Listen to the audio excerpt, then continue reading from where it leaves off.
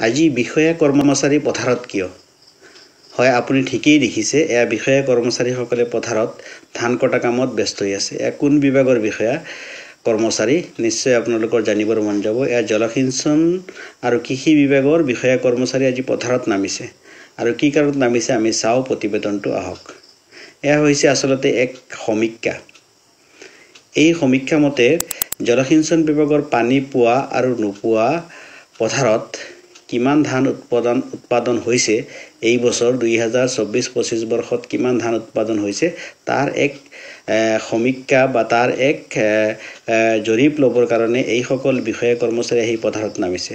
তেওঁলোকে 25 square metre অৰ্থাৎ 25 square metre বৰ্গমিটাৰৰ যিটো এলেকা আছে সেই এলেকাত জোখমাখ কৰি ধান এয়া কাটি আছে বিষয়া কৰ্মচাৰীসকলে। আৰু এই ধান তেওঁলোকে কি কৰিব, ধান কাটি পেলাই এয়া মৰণা মাৰিব, হাতেৰে মাৰিব বা বৰিৰে মাৰি পেলাই খেৰৰ পৰা ধানবিলাক বেলেগ কৰিব।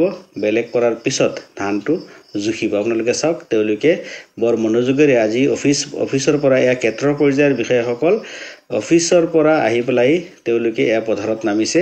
আৰু এইটো কোনেও নাজানে, আমাৰ ইয়াৰ অঞ্চলৰ মানুহে বহুত কম জানে যে এনেকুৱা এটা জৰীপ প্ৰত্যেক বছৰে হৈ থাকে। হোজাইৰ জলসিঞ্চন বিভাগ আৰু কৃষি বিভাগে মিলি প্ৰত্যেক বছৰে বিভিন্ন অঞ্চলৰ গাঁওবিলাকত বিভিন্ন ঠাইত হোজাইৰ বিভিন্ন অঞ্চলত এনেকুৱা জৰীপবিলাক কৰি থাকে যে বছৰত ধান কিমান উৎপাদন হয়। সেই হিচাপে জলসিঞ্চনৰ বিষয়া আৰু কৃষি বিভাগৰ বিষয়া আহি পেলাই এইদৰে পথাৰত নমা দৃশ্য আমি দেখা পাইছোঁ। এয়া নীলবাগানৰ তাৰকাটা গাঁও হয়। তাৰকাটা গাঁৱৰ সমীৰুদ্দিন নামৰ কৃষকৰ শস্য এইদৰে কাটিছে। কাটি পেলাই এই যিখিনিত শস্য কটা হৈছে সেইখিনিত আচলতে জলসিঞ্চনৰ পানী নোপোৱা ঠাই আনইৰিগেটেড বুলি কোৱা হয়। আৰু আনইৰিগেটেড এৰিয়াত আমি যিটো হিচাপ আমাক দিছে বিষয়া কৰ্মচাৰীসকলে বা আমি যিটো পাইছোঁ সেই হিচাপ মতে এই বছৰত প্ৰতি বিঘাত আমাৰ যিহেতু মোন হিচাপত আমি উল্লেখ কৰোঁ, গতিকে মোন হিচাপত এয়া চাওক জুখি আছে। মোন হিচাপত জলসিঞ্চন বিভাগৰ পানী নোপোৱা ঠাইত এই বছৰ বৰষুণ যথেষ্ট হৈছে যদিও জলসিঞ্চন বিভাগৰ পানী নোপোৱা ঠাইত 21 মোন ধান হোৱা বুলি, বিঘাই প্ৰতি 21 মোন ধান হোৱা বুলি আমাক উল্লেখ কৰিছে।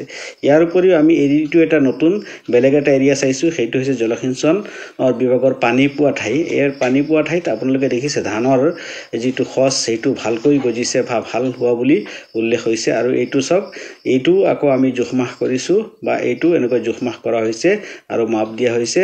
এয়া ধান মৰণা মৰা হৈ আছে, হাতেৰেই মাৰিছে কাৰণ কম ঠাইৰ সেইকাৰণে হাতেৰে মৰা হৈছে। আৰু হাতেৰে মৰাৰ পিছত জোখমাখ কৰি দেখা গৈছে যে এই যিখিনি অঞ্চলত পানী পায়, ৰেগুলাৰ জলসিঞ্চনৰ পানী পায়, তাত 25 মোন ধান উৎপাদন হৈছে। তাত 21 মোন জলসিঞ্চন বিভাগৰ পানী নোপোৱা ঠাইত 21 আৰু পানী পোৱা ঠাইত 25 মোন হৈছে। গতিকে পানী আমাৰ দৰকাৰী, প্ৰয়োজনীয় পানী নহ'লে ধানৰ উৎপাদন কম হয় বুলি আমি ধাৰণা কৰিছোঁ।